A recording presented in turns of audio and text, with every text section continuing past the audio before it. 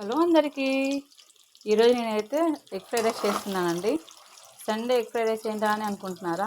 ఈరోజు మా వారైతే ఇంట్లో లేరండి, కొంచెం బిజీ. మార్నింగ్ వెళ్ళిపోయారన్నమాట వర్క్కి. అందుకోసమే ఈరోజు ఇంట్లో ఉన్న ఎగ్స్ తోటి ఎగ్ ఫ్రైడ్ రైస్ చేస్తున్నాను. కొంచెం ఆనియన్స్, చిల్లీస్, కరివేపాకు, కొత్తిమీర, అల్లం పేస్ట్ అన్నీ కలిపి మంచిగా ఫ్రై చేసుకోవాలి.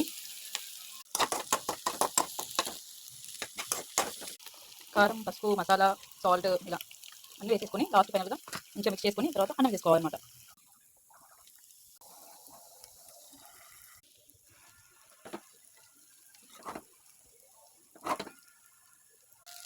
ఫైనల్గా complete egg fried rice. Taste అయితే చూసి చెప్తాను ఎలా ఉందో. ఓకే, టేస్ట్ చూస్తున్నానండి.